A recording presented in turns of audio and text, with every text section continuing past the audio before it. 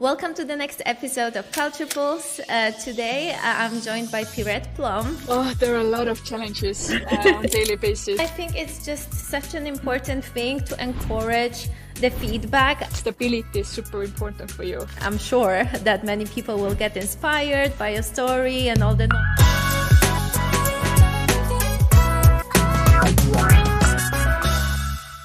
Welcome to the next episode of Culture Pulse. Today I'm joined by Piret Ploom, Director of People and Workplace at Yolo Group. With over 9 years in HR, Piret has played a key role in creating workplaces that strive on collaboration and innovation. At Yolo, Piret is dedicated to building a fast-paced, challenge-embracing environment that fosters positivity. She brings extensive experience in HR, recruitment, and people management, and she's here to share her insights on cultivating a thriving company culture. I'm so happy to have you on, Piret. How are you doing today? Hi, I'm good. How are you doing? I'm doing great. All good on my end. I'm very excited to learn more about your journey today and about the journey at Yolo. So maybe let's just get started. And could you tell us a little bit more about kind of your professional journey in HR to start off with, and like what kind of sparked your passion for the field, and yeah, how did you find your way to Yolo Group, I guess? What's your story? So my story in HR started very, very randomly. You said it yourself 9 years ago. I don't even remember, to be precise, like how many years have gone by.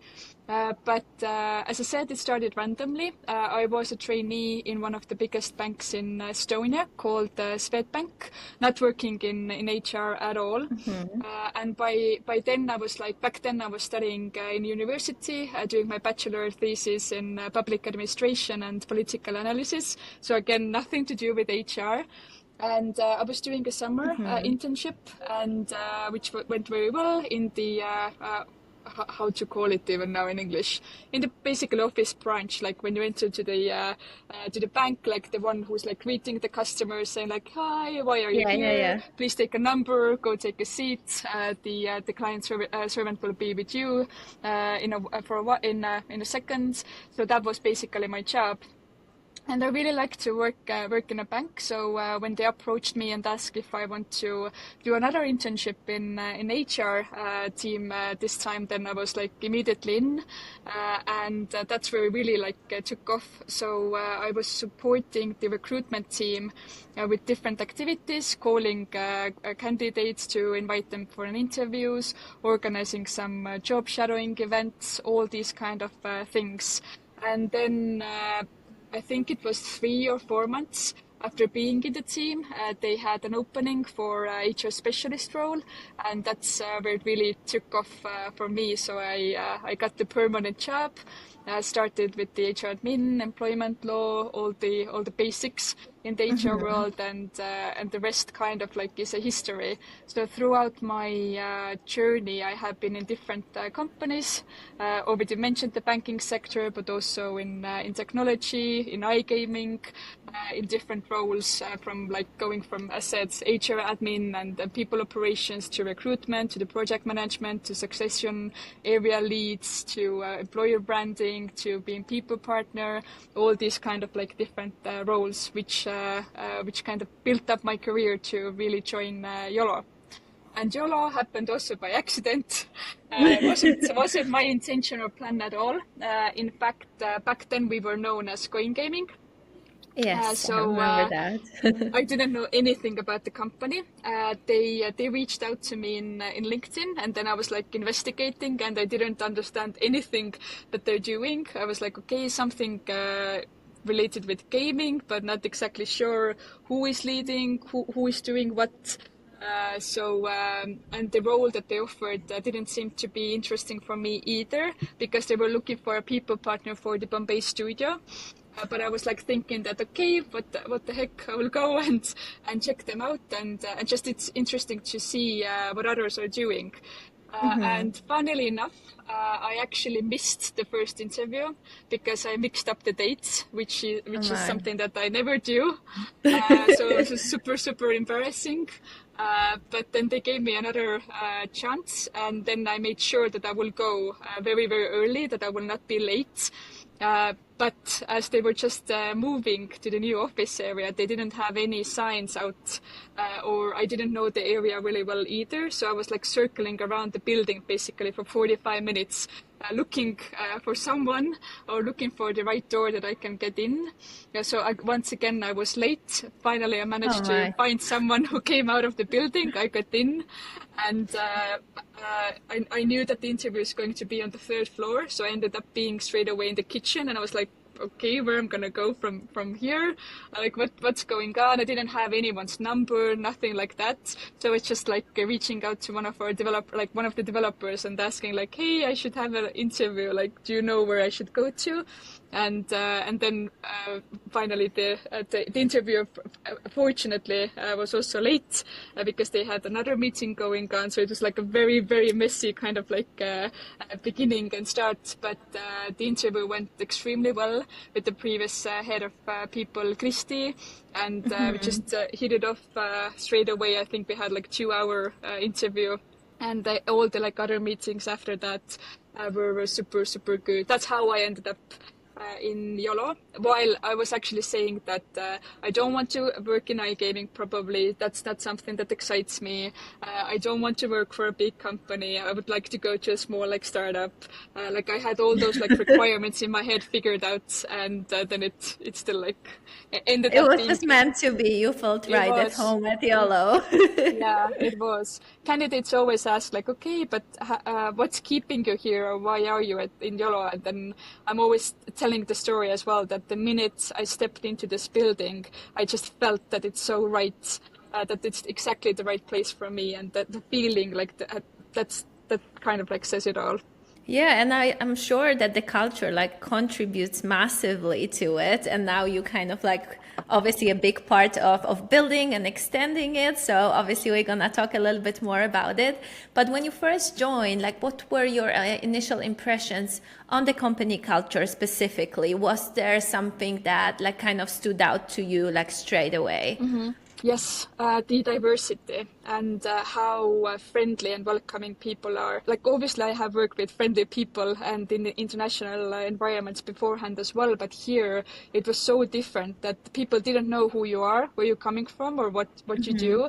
But they were so welcoming, and the interactions, like it felt like, yeah, we're friends, like we have known each other for a very long time. And the international or multinational this kind of like DNA is very like deeply rooted within the company. So that was something that was surprising as well. Like even today, like we have people from 60 different nationalities working for us, and it has never been like a problem or challenge. Like, oh, how are we going to integrate those people if someone is relocating from Nigeria to Estonia? How are they going to be integrated to the company? It's not even a question because it happens so naturally. So this is something that was very surprising for me, in a good way. And obviously, like the way how it was. Although back then I think we already had like 500 employees, but we were very much like a startup. So we still are kind of like operating as a startup, although currently we have more than 1,000 employees. So that Yeah. was also surprising. And I think the mindset overall, like that you can feel that it's like the company culture is about having fun and the things that we're doing and how we're doing things and the how quickly we move and the risks that we take and we're just like seizing the opportunities. So this is something that really stood out for me when I started, and that's still the case today as well. It hasn't changed really. Yeah, because I think like you definitely like one of those companies that managed a very difficult task, which is kind of maintaining the great culture while you scale. So like you said, you have expanded now to over 1,000 employees, if I have all my data right, 64 nationalities and 11 locations. So that's pretty impressive.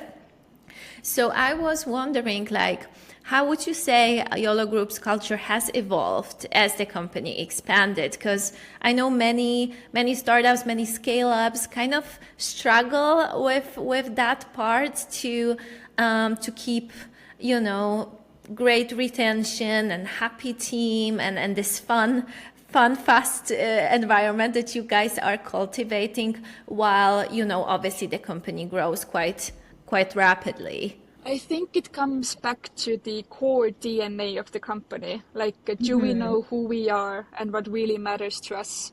And we also, like, say, for example, we don't have the company values. We have the DNA. The fun, fast, fair is the DNA. These are not the values. It's like in your core, how do you behave? What is the mantra? How we're doing things here. And this is the thing that hasn't changed throughout the years. It still is very much part of us. Yes, definitely. The way how people define it, the way that people like interpret like what fun really means, it is different because we're all different people, and you can never have the case where everybody thinks the same way, and it shouldn't be the case. But it's just like this, the core thing. Yesterday, for example, I was delivering a session about YOLO experience to our newcomers, and that's exactly what I told them as well, that it is about the DNA that we have in the company, the way how we were founded, the way how the company has evolved, or the people that are joining. So this is something that what helps the culture as well. People are creating the culture. So if you're hiring the right people, if you're keeping the right people who are having the same like core DNA, then that's how the kind of like culture evolves as well, and that's how you really keep it. And also like staying true to yourself, not like coming up with some new things or like some new behaviors or values that actually don't resonate with people. We were going through actually this exercise, I think 2 years ago, together with like changing our brand. We were also like thinking about actually changing those values or even like setting the values. And we had this amazing agency who came up with amazing ideas. And when we were reading those things, it was like, that's not YOLO. This is not like, us. That's not us. So and this is just like, it doesn't feel right. And but that's what it is. You can change the values, you can change the behaviors or the cultural like things or the way how you're doing things, but you can't change the DNA. And if you stay true to that, then that's how kind of like it works. Even without like some kind of like processes or like big projects or initiatives, keep it simple. Yes, I think that's what makes it the most authentic when it comes from the people, and it's kind of like visible in all the actions and not just somewhere hanging on the wall, you know, like some companies just, you know, come up with the values and don't live by those values every day. So I think that's what you guys have been doing really great, actually having those implemented in everything that you do. Like you said, it's more like the DNA and not the values. I really love that part. Well, it is a challenge. I'm not going to say that it's like super easy and everything works like magic. No.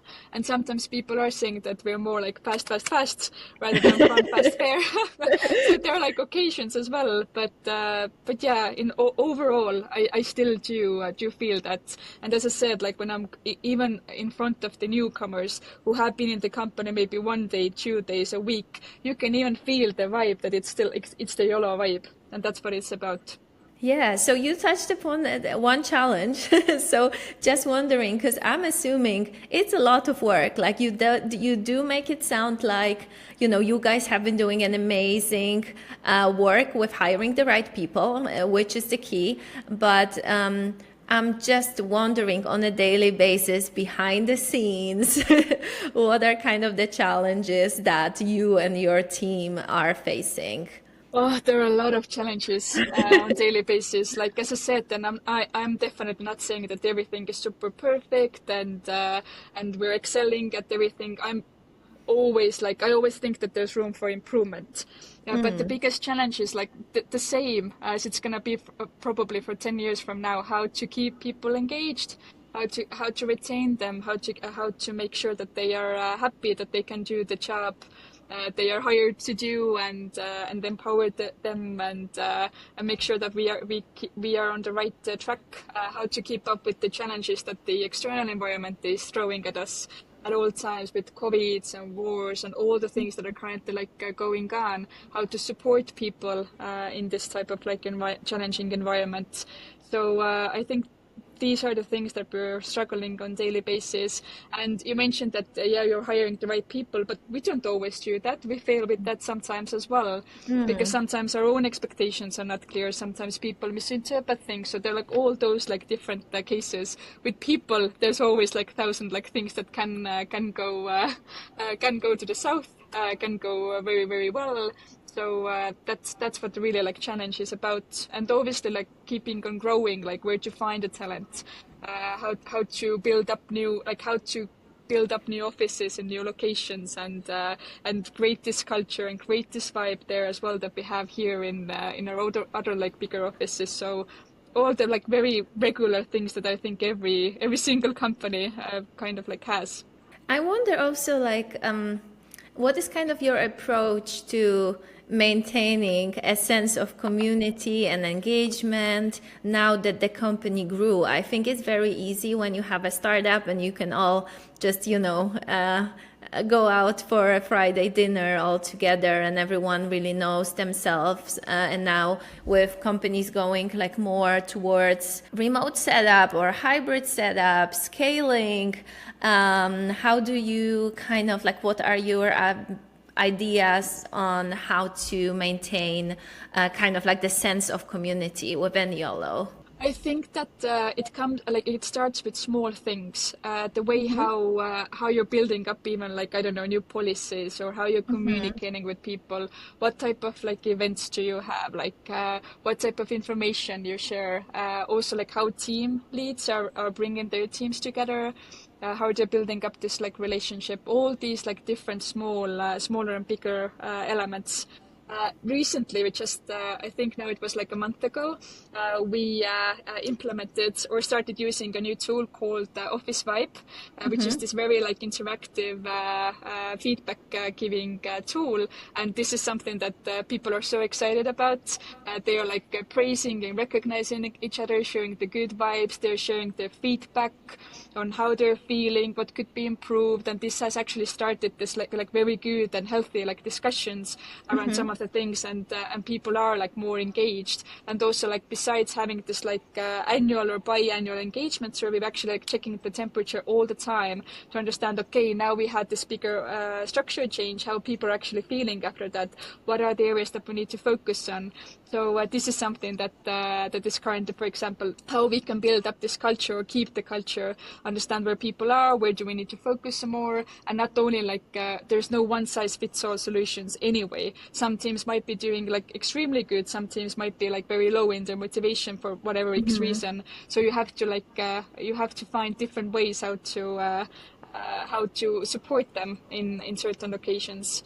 A bit vague baby response, but No, I love it. And I think it's just such an important thing to encourage the feedback. I feel like in many companies, when you just get this big feedback survey once a year, people might be a little bit hesitant, to actually share what they think. But if you just do it casually, more frequently, and it's also focused on the positive things, I think it can really completely shift the vibe. And it sounds like that's what happened there.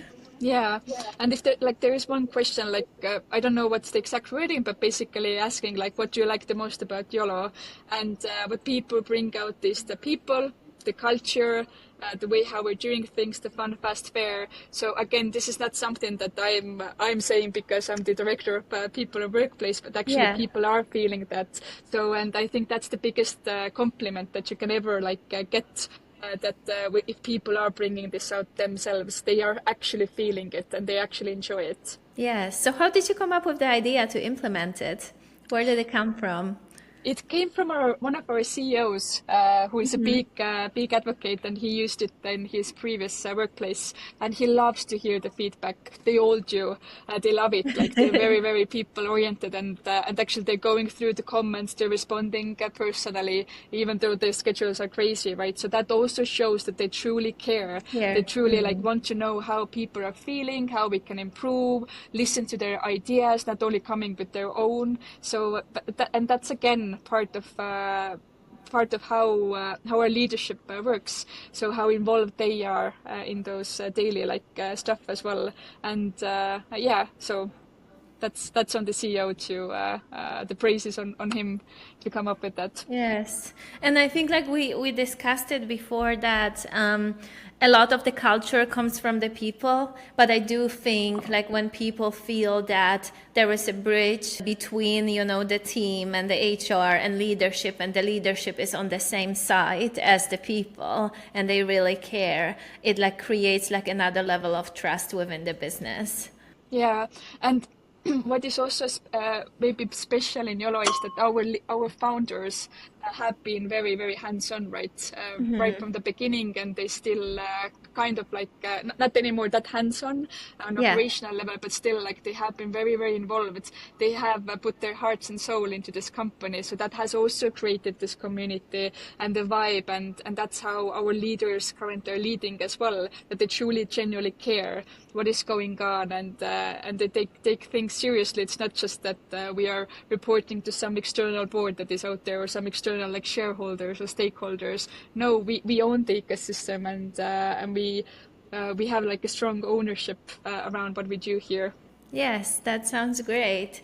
And before we move forward, I just wanted to touch upon the onboarding a little bit. You already mentioned it, but I was just wondering what is kind of your process with that, and how do you kind of make sure that the new hires are integrated into the YOLO's culture effectively, especially when you like you said, you had a training for new employees. Sometimes probably you have larger groups that come in at the same time. Which I know is probably challenging. So what is kind of your approach to that? So typically people are starting whenever they're starting, and then once per month we are having this 2-day long YOLO takeoff, and within those 2 days we are going through, we are introducing different teams, different topics. People are getting involved in crypto, they're playing our games to understand how our sites are working, to get them interested in gaming.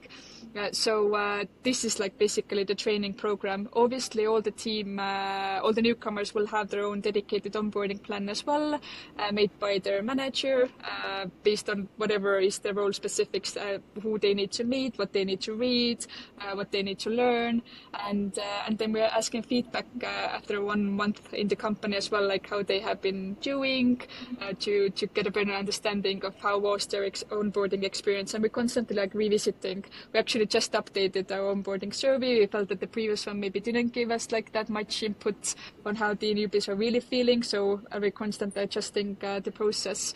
And then they have their own people partners. All the people in YOLO have their dedicated people partner from the people team, so whom they can always go to if they have any type of questions. So we are actually providing this kind of pretty personalized approach, I would say. Sounds great. And let me switch to, I think, my favorite topic about YOLO. I think that kind of was the first thing that inspired me to invite you on the podcast, because I was so curious to learn more about all the innovative approaches that you guys take to employee engagement, because I'm pretty sure that people in our industry know a lot about it, but maybe if there are some listeners from outside of the industry, I know that you've been doing the innovation days, and there was this making employees' dreams come true initiative that came around. That was really amazing, and I know you were a huge part of it. So I think it would be super inspirational for other HR leaders or leaders in general to hear, what do you guys do to help employee engagement that's so unique about YOLO? To be fair, I don't think that we're doing anything super, super unique that no one else is doing around. I think a lot of companies are doing great things. But what we have done, which has been, I think, great, and people have really appreciated it, is indeed the employer branding campaign through which we filled some of our employees' dreams. So this was kind of like a one-time bigger thing, but the core essence behind of it is that on a daily basis, we're actually helping our own employees and customers to fill their dreams. And the dreams can be super big. There can be also like small ones. Like we have like quite a lot of people who have met their lifetime partners here, their best friends who have taken a dog from like the colleague next to them who they really wanted to get, who have had their first like trips to a foreign country because of the working for Yolo, who have had the chance to go and play football in a football pitch in the UK. So because we have this amazing Yolo Cup. What Yolo Cup means is that every year we are oh my god, what's the words? Raffle? Drawing out the names, from randomly raffling the names and putting together 4 teams who will then start playing, starting the football trainings, and then they will eventually go to UK. Previous year it was Southampton, play football against each other, and then there will be like this one winner with a trophy. They have their like football uniforms, and it really, really feels like this professional kind of like events that. And some people like who are really, really into football, it has been their dream to go and watch a football game in Premium League football pitch, but then like they're actually playing it there. So these type of like things, and as I said, yes, there was like one-time campaign, but in reality, this is what happens every day in Yolo in very, very different formats. I, for example, have filled my career dream here in Yolo. So these kind of things. Then what else we have done? You mentioned innovation days. This is something we did also in the past, and the idea was to support employees to come up with novel ideas, work on new products, work on new projects, and then actually execute it so that they would have dedicated time for it. We don't offer innovation days anymore. But we do encourage people still to take this focus time to come up with novel ideas, basically. Then we are putting a lot of effort in learning and development activities. So leadership, for example, we do have our own leadership coach, a leadership development specialist, focusing on creating this great leadership journey for our managers across the group. This is something that maybe not all companies have, but we strongly believe in, and the same goes with supporting other employees who are not in leadership roles but are carrying out other roles and ensuring that their professional and personal actually growth has been supported. Also, one of the recent things we organized, for example, financial well-being training for our employees. Again, nothing related with work-related things, but supporting their well-being from another angle. So it's not only about supporting physical or like mental well-being, which we of course do as well. We have different benefits, but also giving something like very tangible and useful for them to use in their personal lives. Yes, and I love that because I think sometimes, companies just focus on one area, say like the growth or the health, but you are really having this fully holistic approach to employee well-being, and I really feel like you're very humble saying that, everybody else is doing great things too, and I'm sure they are, but I just think from my perspective, speaking to so many different HR professionals daily, what really stands out to me is kind of that you really approach and you really think of all the areas of life, and especially with the finance thing, like I think that's so interesting because this is something that everyone is dealing with on a daily basis, but we don't talk about it enough. And I don't think many employers actually, go outside, okay, this is the employee's salary and this is the bonus, but like what happened when it hits their account? Like what can they do? Like what are the options? Like how can they feel financially secure and maybe build something for their future? Because obviously if they're gonna feel that within your business, they will be more leaning towards staying in the company for a longer period of time. So it's like always all those little things, of course, contribute to employees' happiness, but also to the retention within the business, which is great for the business. So just wondering, like, based on all those things that you mentioned, what do you think, like, what is the feedback that you get from the team? What are the things that actually contribute to the retention the most? I think it could be like a good, advice for other HR professionals in the field to kind of like think about those things. Well, of course, the basics needs to be strong, right? Everybody wants to get the fair compensation for their work, so it always needs to be there. But in addition, people want to grow.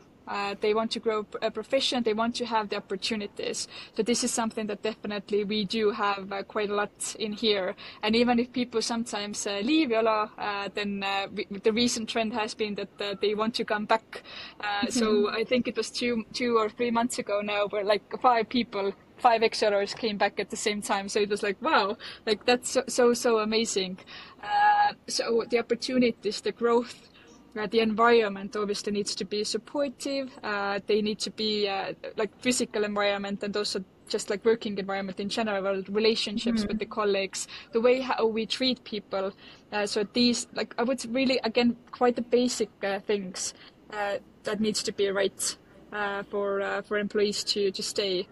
That they need to feel that they are important, they are heard, they are doing meaningful work, that it matters what they do, they matter. So again, very, very, very basic things. I think we're like, especially, in the past recent years, we have gone a bit over the top. Not we as a Yolo, but I mean the overall companies have gone a bit over the top with like providing all those crazy benefits and chocolate fountains in the offices and whatnot.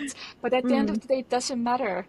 Like it doesn't, like it's cool, great, but next time bring me a 3 times bigger like fountain, right? So, but these are the baseline needs to be strong, and also like every person is different. People want different things based on where they are currently in their life. So, for example, if you just bought a home, stability is super important for you.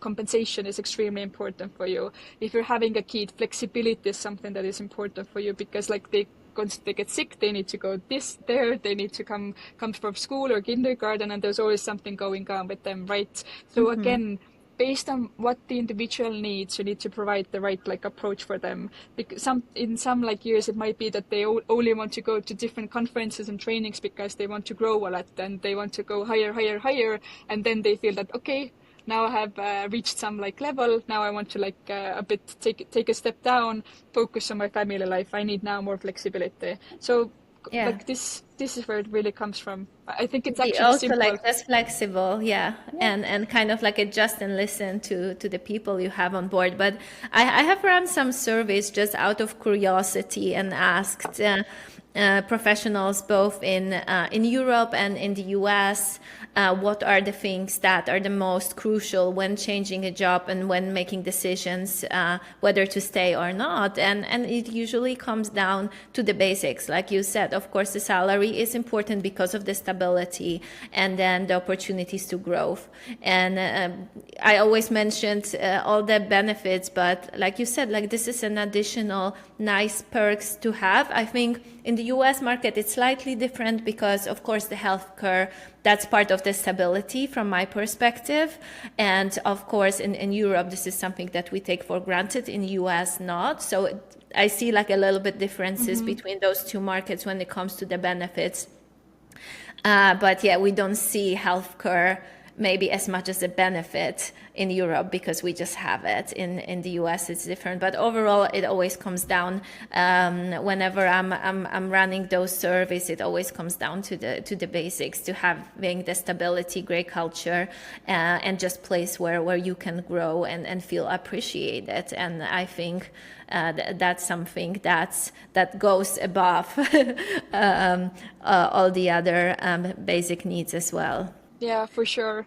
We don't have like extensive like benefit packages as well, like, but keeping it simple and actually providing the benefits that really matter to people, so that are correlated with their well-being. Like, it is financial well-being, it is mental well-being, it is like this growth opportunities, it is physical well-being. So and having fun and coming together and creating this networking and collaborative environment. So this is important, especially right now, if people are more like isolated than maybe ever before, with the COVID, with people working remotely, that everything is happening in social media. We don't interact with one another the way like it used to be, I don't know, 10 years ago. So all these kind of things, like you, as an employers, we need to think about that, how we can bring people together, how we can provide the socializing factors for them as well, that we used to take so granted. Yeah, so do you think it really affects the way how Yolo is operating now that not everybody is in the office? Well, we are actually office first company. We have, of course, we have the flexibility. Some people are, of course, working remotely as well. We do have offices across different locations. However, we have a lot of face-to-face interactions. And speaking for myself, then if I'm not in the office, I feel like big FOMO. I feel them like so missing out, because like things are happening so fast, and if everybody else is in the office, they're discussing it right away, and then you're far away, you might like miss something. But of course, like if you have teams in different locations, you have to think about it. You have to like involve them. So for sure, it is bringing on its challenges, but compared to some other companies that went fully remote and now want to bring people back to the offices because they discovered that maybe something is not working, then we don't have this problem for now. What's your like personal perspective on that? Do you think that it makes keeping people together easier when you are office first company? Just wondering what's your perspective, because now, especially in the US market, we're speaking to many businesses that were fully remote for like 2-3 years now, and now they're bringing everyone back in the office and they're really struggling with that shift. So just wondering how you manage that. I think there needs to be a healthy balance, as with everything. People want to have the freedom and they want to have the flexibility. And this is something that you need to definitely offer to some extent, based on the company's needs. I do believe in face-to-face interactions. It just works so much better. It helps to avoid those like misunderstandings and all these kind of things. I love being in the office. I love to see actually people, to feel the vibe. Not just sense, oh my God, she or he wrote to me in Slack in that type of way. What are they thinking? But actually going and checking in. So I do think that there needs to be like this balance. And again, depends on where you are currently, what you're working on, what's your role in the company. All these kind of like things come into play. But again, forcing people, like if you have let them be and now forcing them back to the office, good luck. I think it's going to be extremely difficult challenge. We were very mindful when we made the decisions how we're gonna continue operating, but also like from the people like mental health perspective, it is struggling. People do want to have like these interactions. Not everybody. I said people are different, but still. Like you want to be part of something, you want to belong. And if everybody else is like in one corner and you're like totally far away, it will impact you. It will affect you mentally. But again, also, let's think about different countries and locations. In Estonia, it's extremely small. Like Tallinn is super small, super easy to commute most of the time, not always. But like talking about Australia, if you're driving to work for like 1.5 hours, it is like quite a long commute. Of course, you don't want to go back to it. So again, how we can accommodate that, how we can make sure that people are still coming together, but we're not like forcing them to come every day. And that's the issue probably with bigger countries and locations where people are more like they're not living in the city center where the office location is. Yeah, 100%. Like New York is one of the examples where people just moved upstate, and now they are an hour and a half from the office, and everyone is moving back. So like you said, it's going to be challenging, but they'll have to figure out their own ways. So looking ahead, what are some of YOLO's future goals when it comes to like culture, employee engagement, any new like initiatives, like what's cooking now? What are your plans on the horizon? One thing for sure, change, growth, fast movement, and growth Always. not only meaning like the company growth, like I mean also like from organizational perspective. So how we can strengthen strengthen the culture, how we can keep the people. So I said the same challenges as we have like had last year and the year before. It's just in new formats, new ways. We are expanding our office locations, so this is something new that is coming. Also, whatever challenges business is taking up next, we need to be there to support every step of the way. And if you know YOLO, then you know that it's not that we don't have 5-year plans, we don't have like 1-year plans. Even if we have the plan, then it keeps on changing because like the environment is changing, like iGaming industry itself is changing. Let's not talk about crypto and other things. So you need to adjust, you need to act fast, and you need to seize the opportunities. So that's why it's very hard for me to say that like this is definitely something that we're gonna do. I don't know everything, but as I said, one thing is for sure change, growth, fast-paced like movement, and let's see how it's gonna just be for the next year. So how do you stay motivated in your role? I guess it's a lot and always changing, and you always seem extremely busy.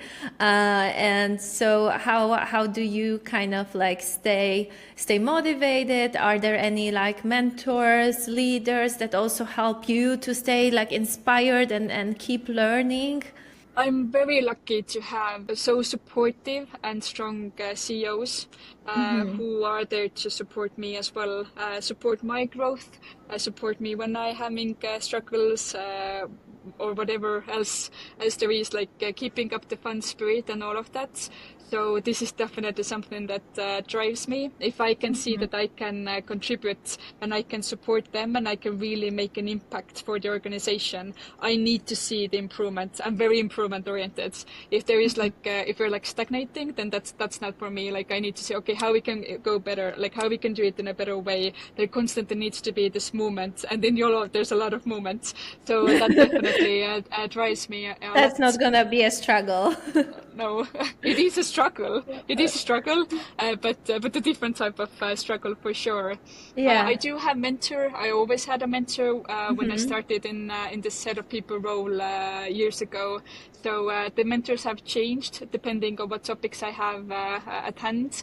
So this is something that is very, very important for me.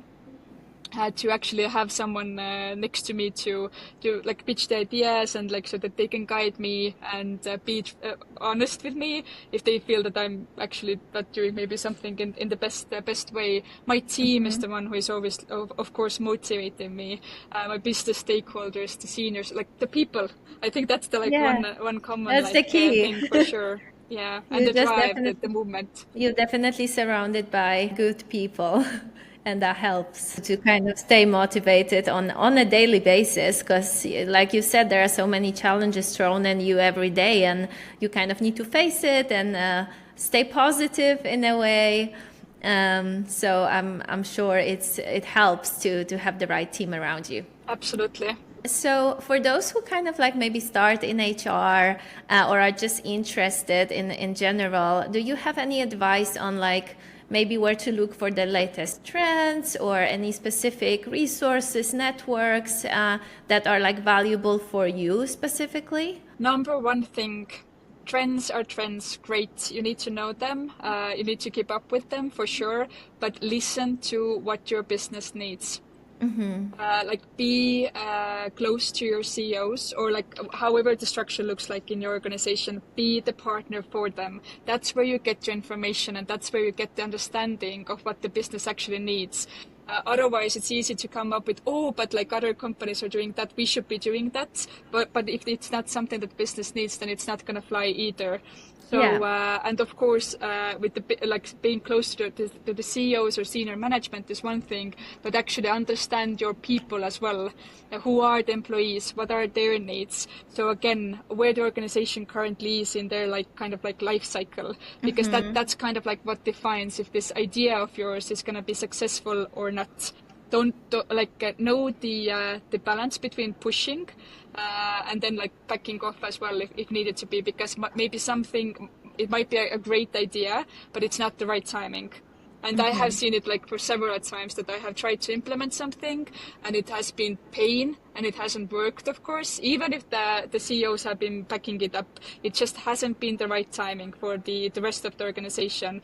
And now if we want to implement something, even with the office vibe, it took off within minutes. We don't even need to like go and like push. It's just people are like enjoying it. They missed it. They like it. They love it. So just like kind of like sensitive moments would be one thing. Other thing is that be the strong partner for the CEOs. Then the next thing is that be authentic. Don't try to be someone else, and don't try too hard, because that's where the failure comes from. If you're trying too hard with some things, you're losing your authentic self, and that's where things go south as well. You are not happy. The people around you probably are not happy, because you can feel if someone is trying to like fake it till you make it is a great sentence, but use it in the right context. Being authentic also means that you don't always need to be perfect. Being in this role, like HR manager, again, however the title is called, is difficult because there are so high expectations on you all the time.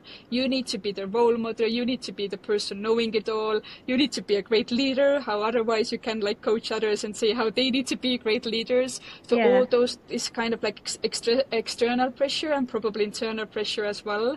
So don't be too hard on yourself with that.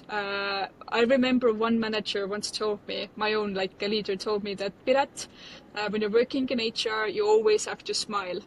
And I thought like, what is this? Like I can't do it. Like if I can't smile all People the time. will It's not see genuine. through it, you know? Yeah, it's not genuine. I'm a human being, and that's what people need to see. How you're creating great relationships and connections is that you are actually being a human being, not a robot, not like extreme professional at all time. Of course, you need to be professional, but you understand what I mean. Like being this super neat, not doing anything wrong. I don't think this approach would work, honestly.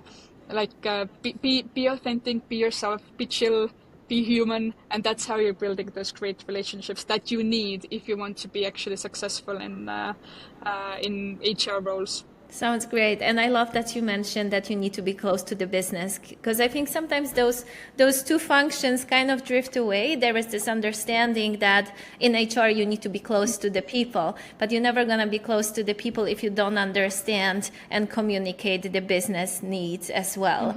I think you need to be the bridge, and you need to be interested in what the business is doing and what are the goals, because otherwise it's going to be very hard to kind of transform those things and make sure that the team is also happy and driven. Yeah, and it can only happen when there is like relationship between you and the senior leaders.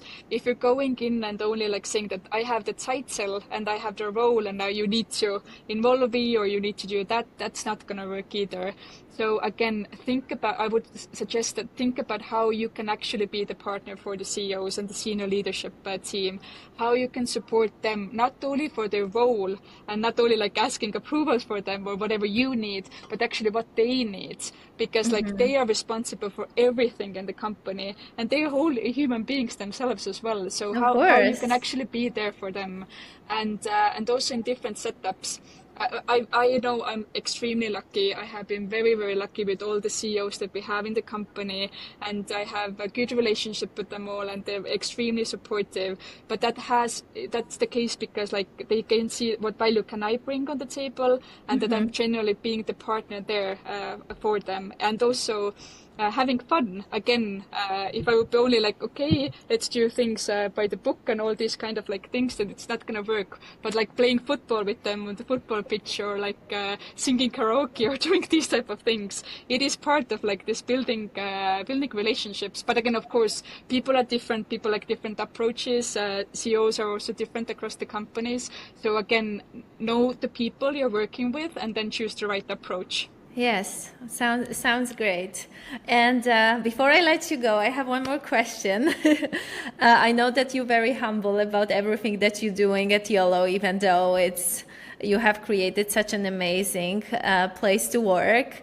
But just wondering, what do you hope other companies can learn from you guys and from maybe your experiences? Is there anything that you'd like to share with the world? That's a very good question. As much as you can, provide personalized approach. Again, we are different. We need different things.